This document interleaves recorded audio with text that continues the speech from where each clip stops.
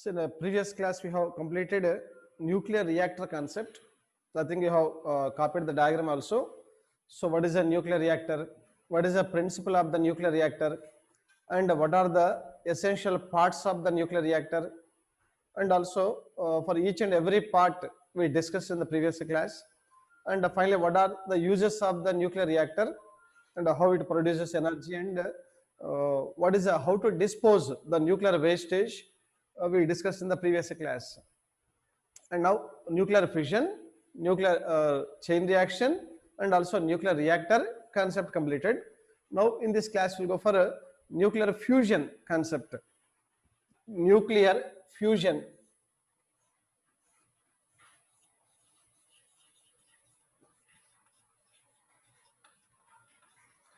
So sometimes nuclear fission and nuclear fusion, so they may ask the differences. So distinguish between nuclear fission and nuclear fusion.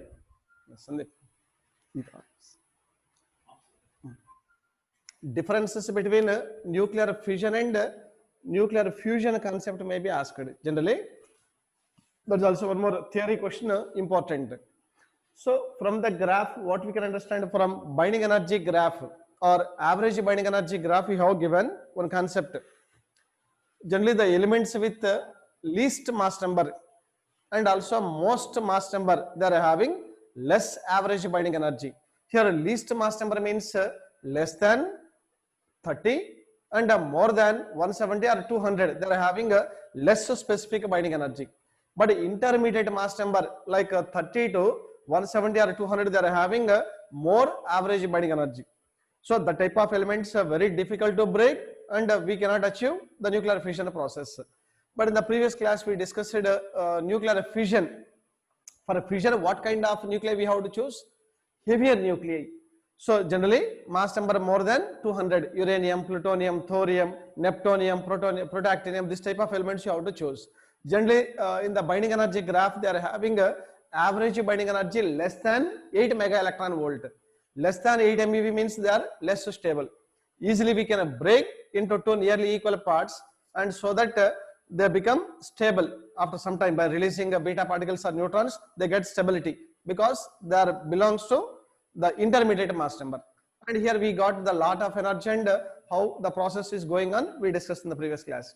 Now in the nuclear fusion process, what type of nuclei we have to choose? Fusing, nothing but combining. So we have to select lighter nuclei. So generally in the case of the binding energy graph, the elements with a mass number less than 20 or 30 we have to choose, like hydrogen, helium, lithium, this type of elements nuclei we have to choose. Whenever they are also having average binding energy less than nearly 6 MeV or 8 MeV, very less value. If you want to choose a very lighter nuclei like a hydrogen, deuterium or a triton, this type of nuclei if you want to choose, they are having a less than 6 MeV only. So this type of nuclei, if you are able to combine, will get one larger nuclei. So this larger nucleus will have more amount of energy. That's why, so it can emit the energy, and that process only we are calling as nuclear fusion process. So for a fusion process, we have to choose a lighter nuclei. That's clear. And how we can define this one means we have to choose two lighter nuclei. For example, I want to choose one nucleus as 1H1. It is a hydrogen nucleus which contains one proton, one electron, no neutrons. And I want to choose one more hydrogen nucleus like this. It is also 1H1 which contains one proton and only one electron. So these two are having a very less average binding energy. So they are having only less than 2 MeV is there, very, very less value. Whenever these two protons or hydrogen nuclei are combined, then we will get one larger nuclei like this. That a larger nuclei means comparing to hydrogen, larger nuclei. So how we can write the equation means 1H1 plus 1H1 becomes, I'll write 1H2. That here 1 plus 1, 2, here balanced. Here 1 plus 1, 2, but I have written 1 only. Still one more 1 is there. So that we can take E plus 1, 0, positron. So here this type of process can be called as nuclear fusion process. The process of combining two lighter nuclei to form a heavy nucleus by releasing a large amount of energy is called as nuclear fusion process. But in this process, how much amount of energy emitted means approximately 0.42 mega electron volt energy will be released.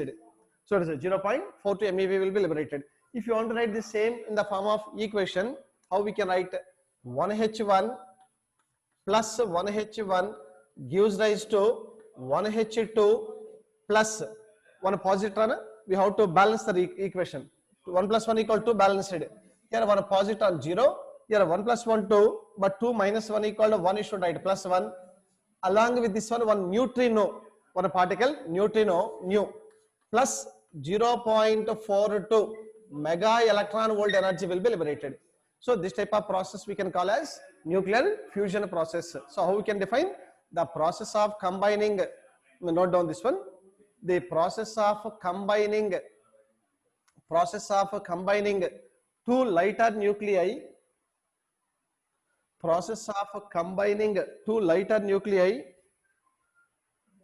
to form a heavy nucleus. Process of combining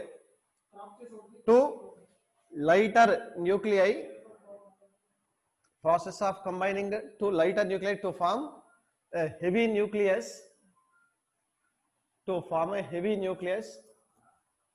by releasing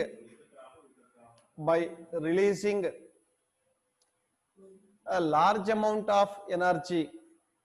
Process of combining two lighter nuclei to form a heavy nucleus by releasing a large amount of energy is called nuclear fusion.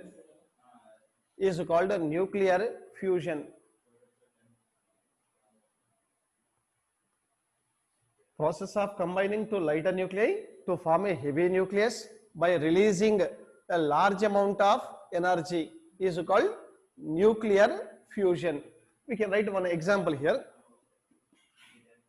Example, two protons, 1H1 plus 1H1, both are lighter nuclei, gives rise to 1H2.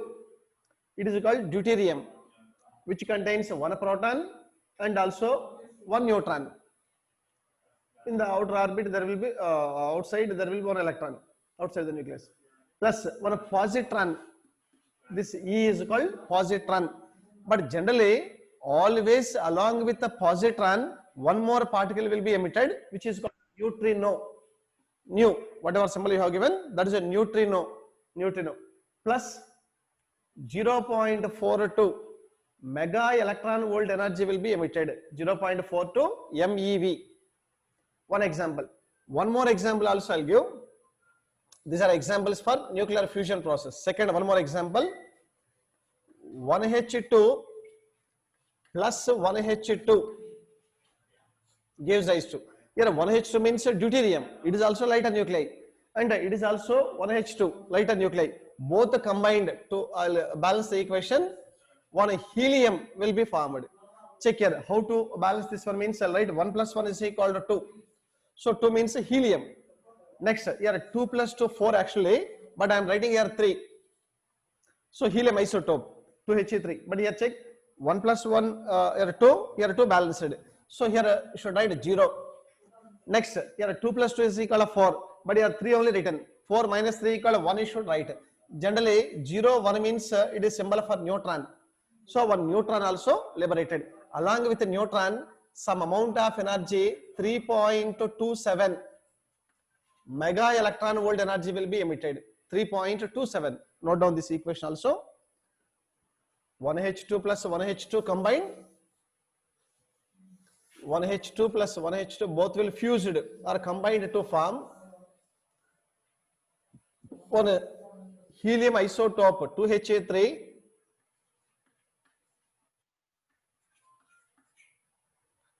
2Ha3 plus one neutron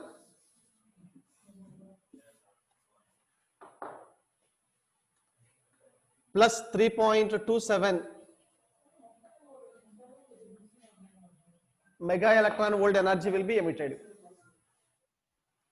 In this process, this 0N1 is called a neutron. But in the above case, this will be positron, anti-particle of electron. This nu represents nothing but neutrino.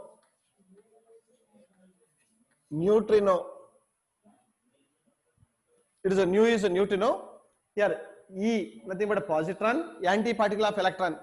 Here 0n1 is a neutron. One more example also we can write. 1H2 plus 1H2 combined. 1H2 plus 1H2 combined to form 1H2 plus 1H2 combined to form 1 tritium 1H3. I'll write. Now we have to balance the equation. Here 2 plus 2 equal to nothing but you should write 4. 4 minus 3 is equal to 1 you should write here. Next here also 1 plus 1 is equal to 2 minus 1 is equal to 1 right here. 1 represents again proton. 1 proton plus 4.03 MeV energy will be emitted. In exam, no need to write 3 examples. Any one example you should write.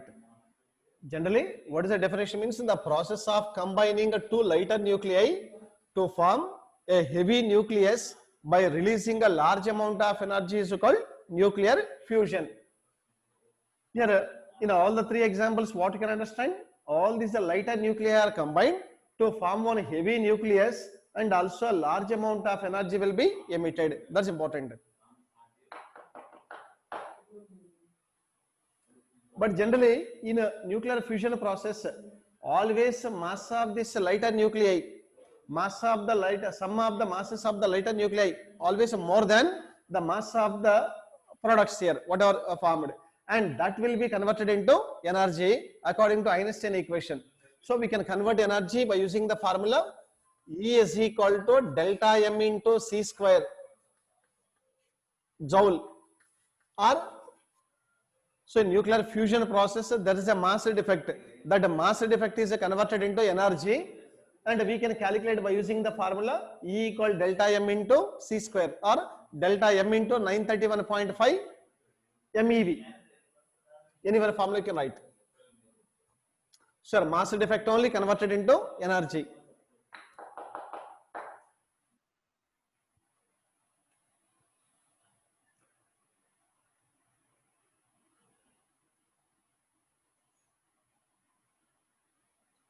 But here one more interesting you have to understand. Nuclear fission process will take place at room temperature. No need of any high temperature required for fission process, because just we break the heavy nucleus into 2 parts by bombarding with a neutron. But here not like that. For example, if take one hydrogen or one proton, so it is a 1 proton, 1 H1. It is a 1 more proton which is equal to 1 H1. Correct? And both are very closer distance, for example, or maybe certain distance. Whenever if you want to combine 2 protons, is there any force between the 2 protons? First proton, nothing but a plus. Second proton also positive. Like charges will always repel. For example, if you want to combine these 2 like charges, whenever we want to bring the 2 protons very closer, so they will repel with a high force of repulsion. By using the formula, we can calculate F is equal to 1 by 4 pi epsilon naught into Q1 Q2 by R square. Formula is the Coulomb's inverse square law. So according to Coulomb's inverse square law, here these 2 protons are having a great repulsion, great repulsive force. Whenever they are taken very, very closely, and distance decreases and the force of repulsion enormously increases. That's why at a room temperature or at a normal temperature, so they cannot get a suitable amount of energy, and we cannot combine the 2 protons. But what we have to do, if you want to overcome this force of repulsion, the 2 protons should have a greater kinetic energy, and they should travel with more speed. Whenever they are traveling with more speed, there will be more kinetic energy also. But how they will get the kinetic energy? It is only possible at a high temperature. So that means whenever you are able to give 10 to the power of 6 Kelvin to 10 to the power of 9 Kelvin, then at such a high temperature, that lighter nuclei can gain the kinetic energy or heat energy, and they move randomly, fastly with a high speed or high kinetic energy. and then they can overcome the force of repulsion, they may combine. In such case only we can get the heavy nucleus and also lot of energy. So for nuclear fusion, less temperature required or more temperature required means high temperature required, whereas the fission process very less temperature enough. So we can write here. So nuclear fusion requires, or nuclear fusion takes place at high temperature. Nuclear fusion takes place at a high temperature of order 10 to the power of 6 Kelvin to 10 to the power of 9 Kelvin. 10 power 6 Kelvin to 10 power 9 Kelvin. But generally on the earth this much temperature is very difficult. So naturally this process takes place in the sun and stars.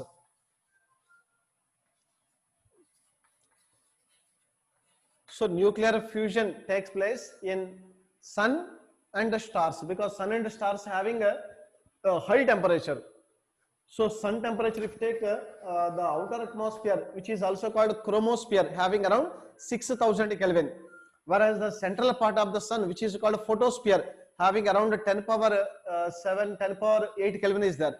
So at such a high temperature, automatically the two protons can acquire required kinetic energy, they can overcome the force of the repulsion, they can combine and will give a lot of energy. That's why what is the reason for the energy emitted by sun and stars? Nuclear fusion process. So it takes place in the sun and stars at a high temperature. But generally an average of 24 to 25 mega electron volt energy emitted in the nuclear fusion process approximately. But generally if you take for one fusion, how much amount of energy liberated? For example, I am taking 1H2 plus 1H2 combined to form one helium nucleus. Check balanced or not. 1 plus 1 is equal here 2. Here also 2 plus 2 4 plus a large amount of energy, approximately 24.6 or 25 mega electron volt energy will be liberated. So very high temperature, very high amount of energy. Here total for 4 nucleons, how much amount of energy we are getting? Nearly 24 or 24.6. For 4 nucleons, amount of energy is equal to 24. For 1 nucleon, how much amount of energy means 24 by 4. Nearly 6 mega electron volt energy will be emitted. For one nucleon, how much amount of energy emitted means 6 MeV. Whereas in case of the nuclear fission process, for total 235 nucleons, amount of energy 200 mega electron volt. For one nucleon, how much amount of energy means 200 by 235 will get approximately 0.85 mega electron volt. Observe the two processes. First one, nuclear fusion. It is a nuclear fission. So per unit mass or per fission, whenever one atom is completely destroyed or annihilated, in case of the fusion process, we got total 24 MeV, 24. But in the fission, 200 MeV. Here 200 is more than 24. For fission, the amount of energy emitted here is more. Whereas for nucleon, here amount of energy will be 6. It's a more, but here it will be less. You should take. So that's also we can compare both the fission and the fusion process. And the fission takes place only at room temperature, but the fusion takes place at high temperature. Here I'm right. The energy released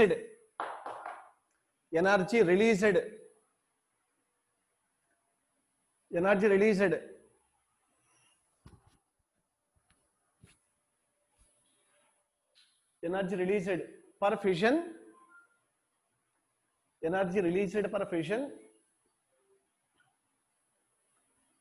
is more in nuclear fusion. Energy released per fission is more in nuclear fusion comparing to nuclear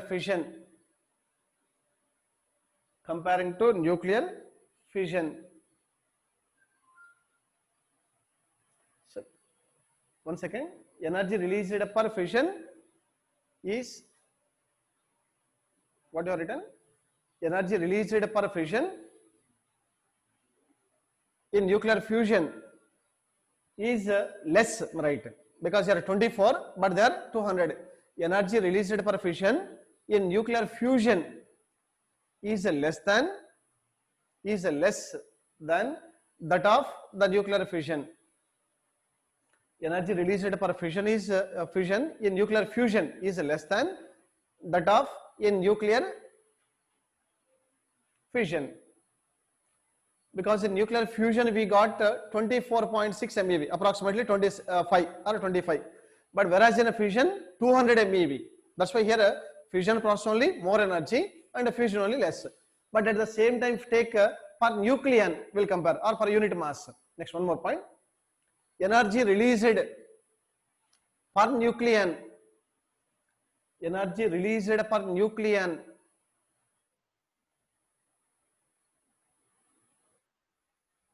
is a more. Energy released per nucleon is a more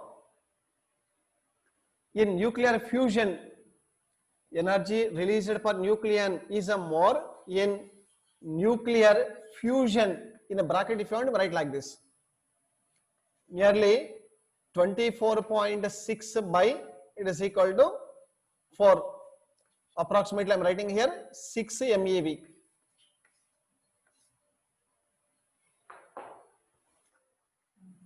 Than that of nuclear fission. Close the bracket and write than that of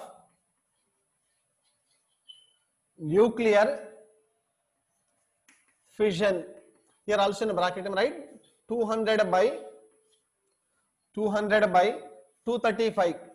Here also I am writing approximately 0.85 mega electron volt. Exact value means we calculate later. 6 point something will get. So nearly equal to I have written. That's a 6 MeV, 6.2, 6.3 something will get. So whenever we are comparing per unit mass or per nucleon, energy emitted in the fusion only more 6, but in the fission it will be less, only 0.85. But whenever if you want to conduct a nuclear fusion process, what are the main particles required? In the fission process, neutrons. Without neutrons, nuclear fission not possible. Same way, here what are the main link particles means protons. Without protons or without deuterium, the type of particles, the nuclear fusion not possible. So here what are the link particles in the fusion means protons. So link particles in nuclear fusion are protons. Link particles in nuclear fusion are protons. Protons only the main link particles. Protons are the link particles in the nuclear fusion process.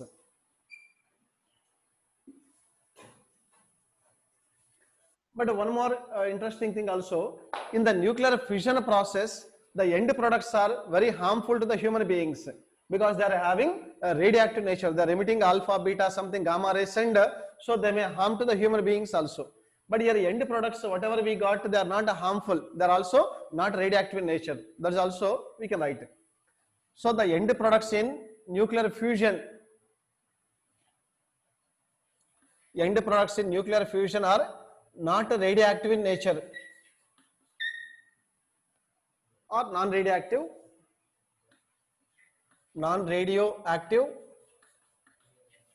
and not harmful, not radioactive and also not harmful, not radioactive and not harmful also.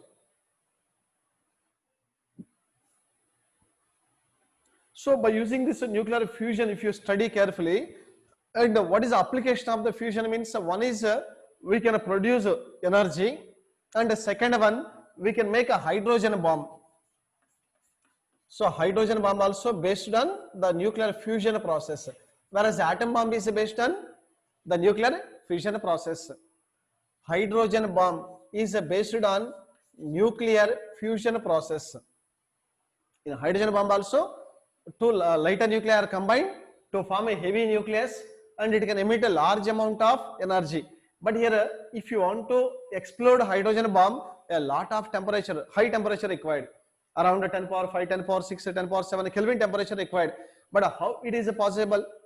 Even for example, you are having a hydrogen bomb. Whenever enemy troops are coming in front of you, if you throw the hydrogen bomb, what will be happen? Just it will fall on the ground and it will not explode, because room temperature or outer atmosphere temperature only around 30, 35, 40 degrees centigrade, very less value. But it requires thousands of the Kelvin temperature required. But no such temperature is there, means automatically it will not explode. Then what we have to do? If you want to explode one hydrogen bomb, first we can explode one atom bomb.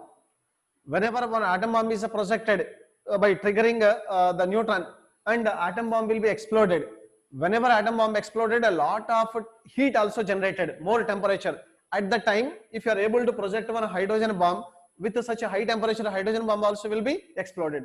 But one more interesting thing, by the time hydrogen bomb going to explode, already atom bomb exploded, means the vast area will be completely demolished. Correct? Means nothing is there to again demolish hydrogen bomb. So comparing to atom bomb, hydrogen bomb is 10,000 times more dangerous, and it can damage the more area also. Very, very important. That is, so hydrogen bomb based on nuclear fusion process. But here on Earth, it is quite difficult to conduct a nuclear fusion process, because it requires 10 power 5, 10 power 6 Kelvin, means such containers are very difficult to manage. Moreover, but fuel is more. So because for example 79% of water is there, nearly 70% of the water on the earth, means water contains hydrogen, but fuel is more, but conduction is difficult. So you can write here, for nuclear fusion, fuel availability of the fuel is more. Availability of fuel is more. You can write last point. Whereas in the fusion process, uranium, plutonium, the deposits on the earth are not much more. In some of the countries they are having a more deposits, but in some of the areas there will be very less deposits. When we are beginning to use the deposits, gradually the deposits will be decreased. So fuel is less in case of the nuclear fission, but fuel in case of the nuclear fusion is more. So we can extract hydrogen from water, and so we can conduct the experiment also, but conducting experiment only difficult, because maintaining such temperature or container is difficult. Otherwise fuel availability is more, and it is also non-radioactive nature. They are not emitting any harmful radiations, and also when we are combining a little bit of hydrogen also, a lot of energy will be emitted, and with such a high energy, next further generations we can supply a lot of electric power with a very less cost comparing to nowadays whatever the production cost is there.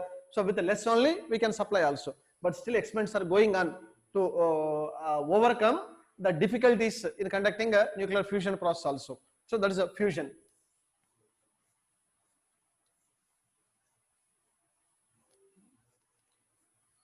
But generally, what is the source of energy released by the sun and the stars? Already I mentioned nuclear fusion. So the competitive exams very simple. Theory question they asked a number of times. Other competitive exams also. What is the source of energy released by the sun and the stars? So simple answer, nuclear fusion. That is only simple, you should write. Generally, the energy emitted by the sun and the stars can also be called as stellar energy. Stellar energy, source of energy of sun and stars. Stellar energy.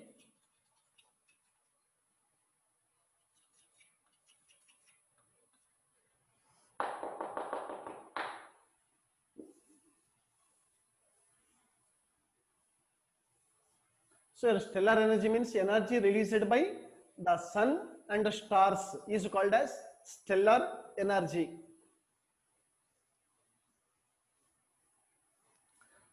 Energy released by the sun and the stars. Energy released by the sun. Energy released by the sun and the stars is called stellar energy. But what is the main source of the stellar energy means? So we have to understand, beginning scientists thought different sources or different methods they thought. So for example, if take the sun, it is a sun, for example, the central part, it is, which is also called a photosphere, and outer atmosphere can be called as a chromosphere. So here we can take it is for example sun. So sun is emitting energy continuously, correct? So sun emitting energy continuously from the past billion years. But here for example, what is the source of the energy emitted by the sun? So what generally scientists thought means beginning, it may be the chemical reactions. It may be a chemical reaction. Just we have to assume. If it is a, for example, a chemical reaction, then what may be happened, or why it is correct or why it is not correct means we have to check. If it is a chemical reaction, so whatever the sun contains, some of the deposits, like 90% of the sun is having hydrogen and helium. Remaining 10% only, there are other elements. So for chemical reaction, other elements must be combined to produce some amount of energy due to the chemical reaction. But after 10 years or 20 years or 100 years or 1000 years, what may be happen? The chemical deposits, whatever the present in the sun, may be exhausted. Once if all the elements are exhausted, what will be happen? The sun has to stop releasing energy. But from the past billions of years, the sun is emitting energy only without decreasing of the intensity. So it should not be the chemical reaction. If it is a chemical reaction, after 1000 or 2000 or 5000 years, the sun has to, the deposits in the sun has to decrease. It has to stop emitting energy. So it is not stopping energy means it is not because of chemical reaction. That is clear. Second reason, it may be nuclear fission process. It may be assumption. All these are. If it is a, for example, nuclear fission, whether it is correct or not, we have to check. If it is a, for example, nuclear fission process, we are saying 90% of the sun contains 90% of the sun contains hydrogen and also helium. So hydrogen and also sun is having a helium, whereas 10% only the sun contains other elements.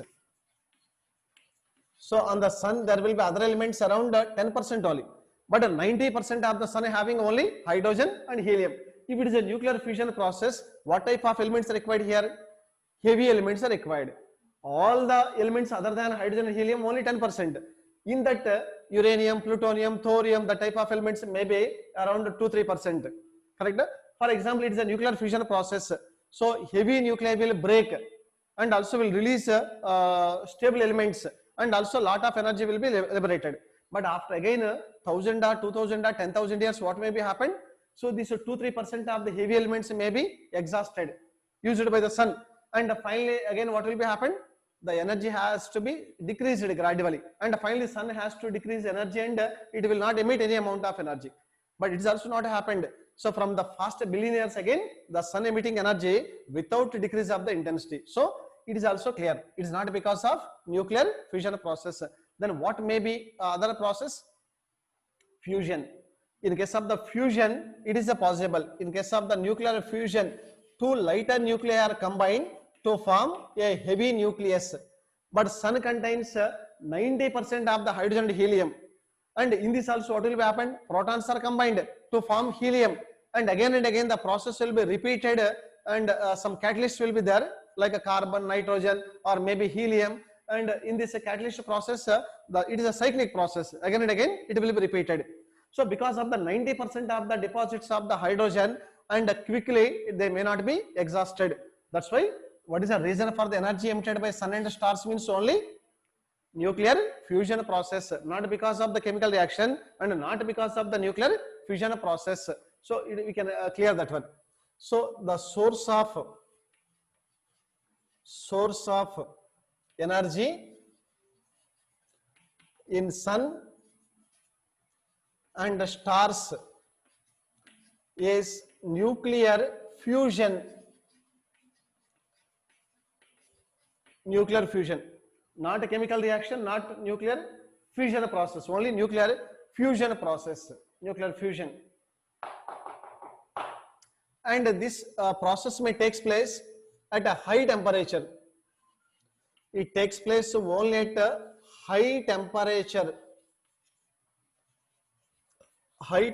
of order 10 to the power of 6 Kelvin to 10 to the power of 9 Kelvin at a high temperature only it will be takes place. At such a high temperature, the protons or lighter nuclei can overcome electrostatic force of repulsion. They are able to overcome the electrostatic force of repulsion. They can acquire a large amount of kinetic energy, and then they are moving towards each other. They can penetrate, and they will collide, and they will give the nuclear fusion process. So here it is happened, and here generally the energy emitted by the type of reactions also called thermonuclear reactions. Thermo means heat. Nuclear reactions, they are also called thermonuclear reactions. What are thermonuclear reactions? Means at a high temperature the reactions takes place in sun and stars are called thermonuclear reactions. Like whatever we previously mentioned, like two protons are combined to form one deuterium, and also one positron, one neutrino, large amount of energy emitted. All the type of reactions are called thermonuclear reactions. Why we are calling these reactions thermonuclear reactions? Because they takes place at a high temperature. Already I mentioned above, the reactions takes place in the sun and stars are called thermonuclear reactions because they takes place at a higher temperature only. So generally the sun is emitting energy around the energy emitted by the sun.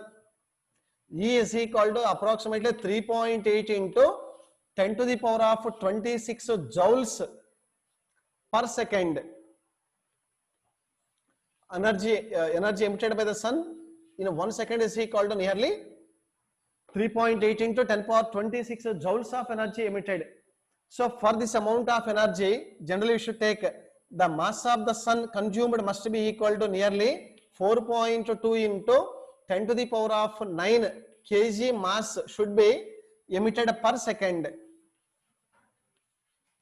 In 1 second, the amount of mass consumed must be equal to 4.2 into nearly 10 power 9 kg. So according to Einstein equation, if I write E is equal to mc square, m is equal to nearly 4.2 into 10 power 9 into c square 3 into 10 to the power of 8 whole square, that is equal to nearly 16 plus 9 25. So approximately 9 4s are 36, means it is nearly equal to 38 you will get, or 3.8 into approximately 10 power 26 joules of energy emitted per second.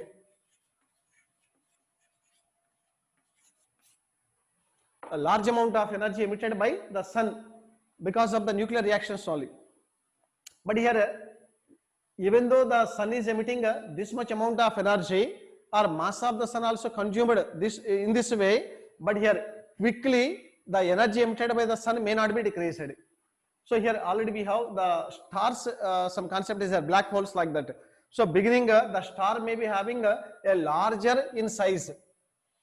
So here generally the star we can take it is a beginning of the star. The star may be having a large in size and also emitting a lot of energy also. So sun is also nothing but in this stage only, beginning stage only, it is emitting a lot of energy with the nuclear fusion process. But after a billion years, what may be happened means the size of the star or sun may be increased like this. So because of decreasing of some of the deposits, hydrogen and some of the deposits, it may be converted into a red giant stage. Red giant. So the diameter of the star may be little bit increased, and so it will emit amount of energy in the red giant stage. And still, for example, almost a majority of the deposits are over, hydrogen and helium. So this red giant stage may be converted to a white dwarf. White dwarf. So that is nothing but called dim star. So generally dim means it is having a less amount of energy emitted. The size of the star also may be little bit contracted, and inside a gravitational force also enormously increases. But whenever it came here, it is emitting a less amount of energy only. But sun is at the beginning stage. The sun, if you it takes more billions of years to come to this stage. So next around 30 billion years also, so nothing will be happened. Sun can emit a large amount of energy only. If the star is also crossing the stage, next we have supernova, and also then neutron star, and then last we have black hole. So generally sun may not be converted into black hole, because according to we have Raman is there, one value is there. So what is that value means? Whenever a white dwarf stage want to go to the next stage means the mass of the sun must be mass of the star must be 1.4 times the mass of the sun. Then only it can overcome, it can cross the white dwarf and go to the supernova stage. And a supernova to neutron. Okay, but neutron to black hole means again the mass of the star must be 10 times more comparing to mass of the sun. That's why there is no possibility of converting of the sun into a black hole generally. Correct. So that's about the stellar energy. But here this stellar energy or a source of energy emitted by sun and stars is also explained by one scientist Bethe by proposing two cycles. One is a proton-proton cycle and one is a carbon-nitrogen cycle. So write this one. Source of energy or energy emitted by sun and stars. Energy emitted by the sun and the stars. Energy emitted by the sun and the stars can be explained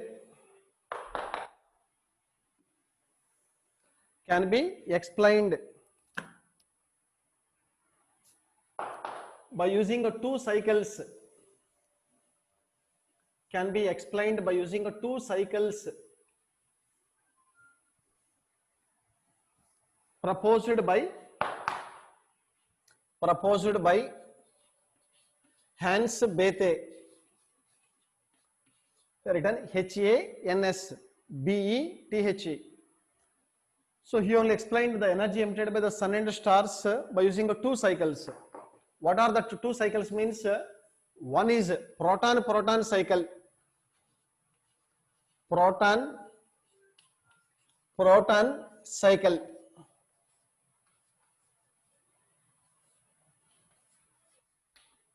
Generally, proton-proton cycle takes place in stars having a very less temperature, like equal to the temperature of the sun, or nearly equal to, or nearly less than, or more than we should take.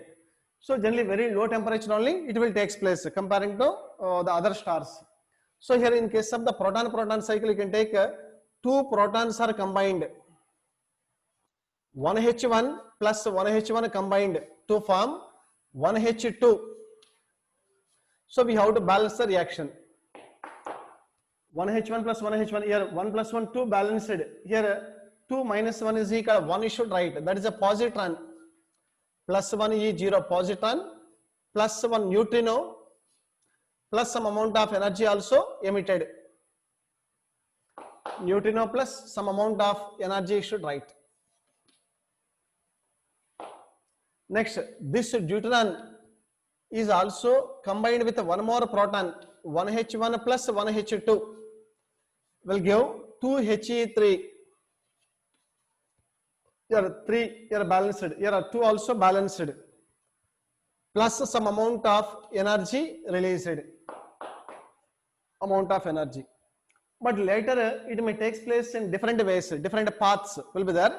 So one of the path we can take 2He3 plus 2He3. So 2 times the reaction will be takes place. Combine to form one helium nucleus 2He4. But here you have to balance. Here 6 minus 4 is equal to 4. And here 4 minus 2 equal to, still 2 is there. I'll write here first one a proton I'll write. Here I will write like this. Check balanced or not. Plus some amount of energy also liberated. Now check it is a balanced or not, you have to check. Here 4 plus 2, 6. Here also 6 left side. Here 2 ones are 2. 2 plus 2, 4. Left side also 4. So this process may take place other way also, or we can write like this. 1H1 plus 2He3. So this is a third step. It is the first step. Second one, third one. So third step we can write in two ways. It may take place like this way or like this way also. Will combine to form 1 plus 3 is equal to 4 plus helium you should write 2 plus remaining you have to balance plus one positron plus one neutrino plus some amount of energy. Any way we can take. On adding all these equations, maybe here or maybe here, if you add all the equations, total how many protons? 1, 2, 3, and here you should take 4. Total 4 protons are combined. 4 1H1 you should write. 4 protons are combined to form one helium nucleus 2He4 plus 2 positrons plus 1 E0 plus 2 neutrino plus amount of energy also you should write. 2 neutrinos also, right? Plus amount of energy. So this amount of energy around 25 or 26 MeV energy will be liberated. That is a proton cycle. Generally takes place at in the sun, and also temperatures comparable to that of sun. That is one. Whereas in a carbon nitrogen cycle, carbon nitrogen second cycle is called a carbon nitrogen cycle. So generally it takes place at higher temperatures. Takes place at higher temperatures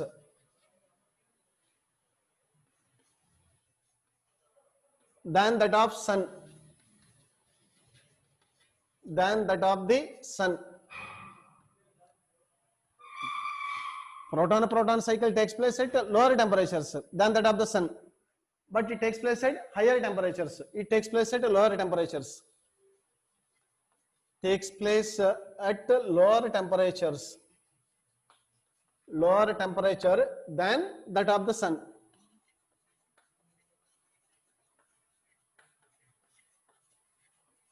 That's the difference here and there. In a carbon nitrogen cycle also, carbon and nitrogen, they will act like a catalyst, and the final equation will be same. Whatever here we have written in that equation also same will get. For that you should take one carbon nucleus C612. C612 is made to collide with one proton, so that will be converted into nitrogen. 6 plus 1 7 and here 13 plus some amount of energy will be liberated. One carbon nucleus is made to collide with one proton, and then it converted into one unstable nitrogen nucleus. This unstable nitrogen nucleus, I'll take nitrogen 7 and 13, will be converted into C613. You have to balance by emitting one positron. Positron means 13 minus 13 is equal, here 0 you should write, 7 minus 1 is 6 equal to 1. So that is a positron, plus 1 is 0, plus some amount of energy also emitted. Always you should write a positron means one new particle, neutron also you should write. Next, this is C613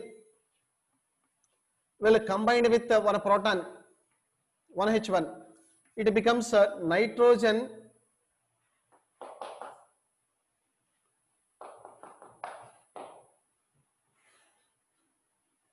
Now to balance that one.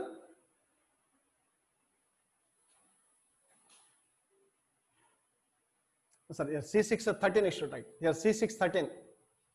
This one C613 plus one proton, that is equal to 7N14 plus one plus some amount of energy. This nitrogen 7N14 again combined with one more proton will give oxygen O815 plus some amount of energy. Oxygen, unstable oxygen O815, it converted into by releasing one positron, plus 1 is 0. You should write here, it is 8 minus 1 is equal to nothing but 7, 7 you should write nitrogen 7 and 15. One more step I'll write last. Here total number of protons you have to check. In both the equations the number of protons must be 4. Here 1, 2, 3. One more proton also required. That's why this nitrogen 7 and 15 is made to bombard with one proton. Then you should write 15 plus 1 is equal to 16. Out of 16, First I am writing here 12 plus the remaining 4 I am writing here. Check balanced or not. Here 15 plus 1 16. Right side also I have written 12 plus 4 16. Here 7 plus 1 8. Out of 8 6 I am writing here. Remaining 12 right here. So I think balanced. Here atomic number 6 means carbon. Atomic number 2 is equal to helium plus some amount of energy. Now on adding all the equations, if you are adding all these equations, carbon, nitrogen or oxygen, they will act like carbon, they will act like a catalyst only. The only 1 2 3 4 total of 4 protons. 4 protons are combined to form one helium nucleus 2He4 plus how many positrons? Here one positron, here it is a one positron plus here also one positron you should take. Total 2 positrons, E plus 1 0 plus a large amount of energy, nearly 23.6 or 24 MeV energy will be emitted. Here also number of protons will be 4 you should take. 1, here 2, 3 and 4. Check in both the equations, final equation same. 4 protons are combined to form one helium nucleus, 2 positrons, 2 neutrino and a large amount of energy also liberated. In this way we can explain the energy emitted by the sun and the stars. So when we have to use a proton-proton cycle, when we have to use a carbon-nitrogen cycle, we have to understand carefully. Carbon-nitrogen cycle only used to explain energy emitted by the stars having temperature more than that of the sun. But here energy emitted by the stars less than that of the temperature of the sun. We should take proton-proton cycle, carbon-nitrogen cycle. So next class will continue. Okay, radioactivity and also what are the various properties we can discuss. Thank you.